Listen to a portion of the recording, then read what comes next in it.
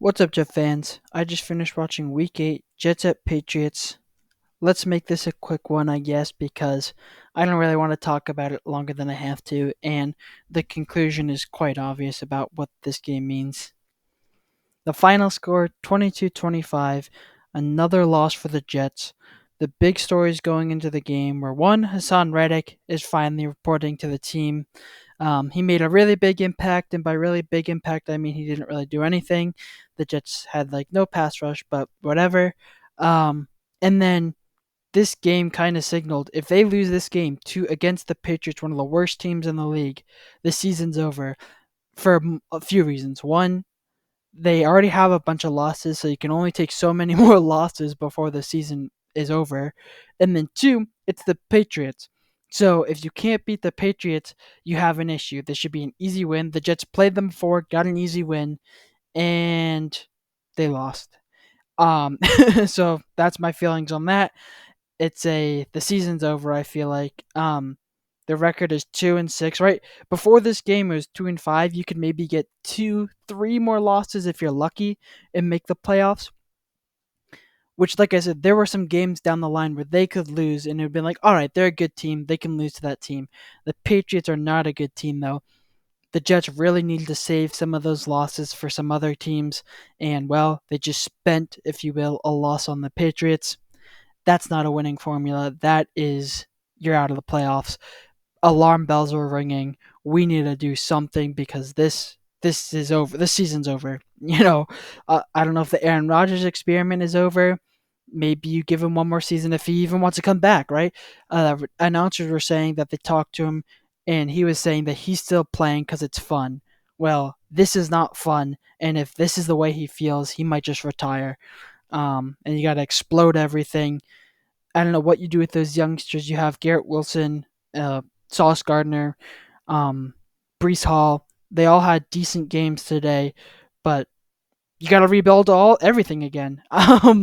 And like that was the rebuild. Those guys were the rebuild, and then you gave them Aaron Rodgers, and you can't do anything with it. So just an absolute brutal game. Offense, I mean, it was okay. It was fine. Aaron Rodgers had an okay game. The running backs had an okay game. Brees Hall, 80 yards running. That's pretty good. Um, Garrett Wilson had a really good game, I'd say. Devontae Adams, he didn't do too much, but um, he's now getting the number one corner, which is allowing Garrett Wilson to get like the slot corner and the number two corner. So I would say Devontae Adams is almost doing his job. Obviously, you'd like to see some more plays from him, but it's not. The numbers don't say everything, but so right, well, like what's the? And I guess that's what's so confusing about this team. What's the issue? Aaron Rodgers, 2 touchdowns, no interceptions, almost 250 yards. That's decent. Like I said, Brees Hall, the running game to almost 100 yards between the two running backs. That's pretty good. They had a 100-yard receiver. That's decent. So what the heck is the problem? And I suppose that's the issue with this like these stats I have up there. It doesn't include penalties, and I think penalties, which has been an issue for years, for a decade maybe, for this team. And but let's just talk about this season alone. Got rid of Robert Sala, brought in Jeff Ulbrich. The penalty situation didn't change. They get so many delay of game penalties. I don't know what's happening. The clock is on the field. Aaron Rodgers can see the clock. I don't know if he's the issue. I don't know if the play calling from the play caller is the issue. Right? Well, but you switched offensive play callers in the middle of the season, so that's the variable that you're switching. So I don't know what what is the control. What's the thing? I don't know what the issue is, but they're on paper their offense is okay. 22 points also is not terrible, but you know, um, they lost. They lost to a terrible, terrible team. So I don't know what to say. Like I said, the season's over. But that's like, do you blow it all up? Right, Garrett Wilson, 100-yard receiver. He's a really good receiver. Do you send him away? He's young. Do you want to get rid of him? Devontae Adams, they just brought him in. They can't send him away. I don't know what to do. I suppose the issue, if you look at the receiving yardage, though, is I don't know. maybe you would like to see the third receiver. Xavier Gibson had a touchdown, but I guess there's no third receiver on that chart, which is maybe an issue. But I just don't know what the issue is. Defense. Um, like I said, on paper, defense did solid. Um, they held the passing yards. I know they injured Drake May, um, but they held him to under 200 yards. Um, I guess they, if you're looking at the rushing, Drake May did run a lot, so I suppose that maybe is an issue. Um, but the Patriots' numbers aren't flashy. If you look at their stats, they're not amazing. Um, but we've had this problem all year, right? Where the Jets on paper their defense, and I'm not just like the names. I'm saying the stats. The stats are really good. They're like arguably, if you can make the stats so it says that the Jets are the number one defense, right? And but to do that, I don't know if it still holds up. But before this week, the most they've allowed the fourth least amount of offensive yards, but have been on the field the most. So you can make an argument that on paper that's the best defense, but the eyeball test, they do not pass the eyeball test.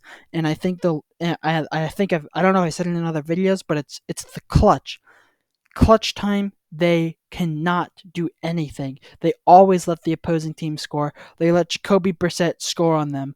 Um, like it's clutch time, and on paper this Jets defense is really good, but clutch time. They always let up the point. If it's a fourth quarter drive and it's the other team going and they need points, freaking bet the house on that. They're gonna get the points if they're playing against the Jets, because this team cannot stop them. And you're playing against one of the worst teams in the NFL. You injured Drake May, so you're playing against a backup, and they still fourth quarter clutch time, a lot of third and longs. They score, and this is not an anomaly. This has happened all season long. Right? That's why low scoring games, high scoring games, doesn't matter. The Jets lose because the Jets defense always lets up the final points to allow the other team to score and have a walk off field goal, walk off touchdown. It's it's mind boggling because and once again, same thing with the offense. What do you do with this defense? Quentin Williams, great player. Uh, C.J. Mosley, he was injured. He's getting older. He's a great player. Do you get rid of him? Because this season's over. So if he's only here for one more season, I'd get rid of him. But he's a good player, great leader, and I feel like if you get rid of him, the rest of the defense is going to collapse. DJ Reed, great corner. Michael Carter II, a great slot corner. If he's your number 3 corner, you did something right. Sauce Gardner, great corner. I don't care what the haters say. Um, the D line, like Hassan Reddick's back. He was one of the best pass rushers last year. He's back. Didn't do anything. Um, and I just don't know, like, what's the issue here? They typically have a great defensive line, and once again, on paper, they're one of the best defenses in the league. But when it's clutch time, they're terrible. So what do you do? Do you get rid of? I don't know who you get rid of. I guess is my point. It's not the coaching. They've switched up the coaching. I really disagree with that situation, but obviously Robert Saleh is fired. They're still losing games. They just lost to the freaking Patriots, who Robert Saleh beat. So I don't know. I don't know what you do with this team. There are so many issues, but the season's over. Um, and yeah, Greg Zerline, he's cooked. He's done.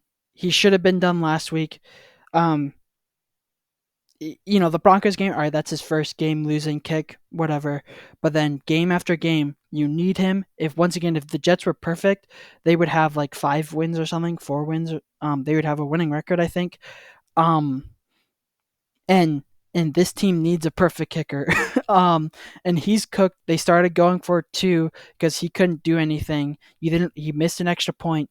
He missed. In the modern NFL, a 44-yard field goal is a makeable field goal. Everyone should make that. You can find hundreds of people who can make that, and he can't make it. So he's done. They should have brought in a replacement before this game. Now they have to bring him a replacement in a short week. So that's great planning by the Jets. You have like 4 days to find a replacement kicker when you could have had a whole week to do it if you did it before this week. And they should have been looking after the Broncos game, honestly, but they obviously haven't. So big issues here, and that's what I'm saying. You need to win this game because look at the record. They're playing the Texans in a short week on Halloween. unless there's an upset, the Texans should be betting favorites. Cardinals, um, they're a mid team, but the Jets are a bad team. So I don't know. Colts, once again, that should be a winnable game, but with this team, I don't know. Seahawks should be a winnable game, but I don't know with this team. Dolphins, depending on how Tua is, but if Tua's back, then that game is basically impossible, especially if you can't beat the Patriots. And let's say magically they beat the Texans, they beat the Cardinals, and they beat the Colts, and they beat the Seahawks. Then you lose to the Dolphins, probably lose to the Bills twice. That's that's a 9-8 record. You're probably not making the playoffs with that, and that's if they win every single other game. Um, so that's why you needed to win this game. Because if you win this game, even if you lose to the Texans, you can still make a run, and um, the chance is still there. There's a slim chance, sure, but you can still make a run. But now they lost this game. They're not going to have to basically win every single upset to make the playoffs, which is just the way momentum's going with this team. We all know that's not going to happen. So a brutal loss to a terrible, terrible team, and I think the season's over. Let me know what you guys think in the comments below. Hate to be in downer, I guess, but I mean, I can't be positive when you give me a performance like this. And I think maybe we have to start thinking about blowing this whole team up in this Aaron Rodgers experiment. I can't blame him. He's having a good season. I think he's on pace for like 4,000 yards, which the Jets haven't had since Namath. So you can't blame him, but he kind of symbolizes the issue, I suppose. So I don't know. Let me know what you guys think down in the comments below. Uh, don't forget to like and subscribe. See you guys later. Bye.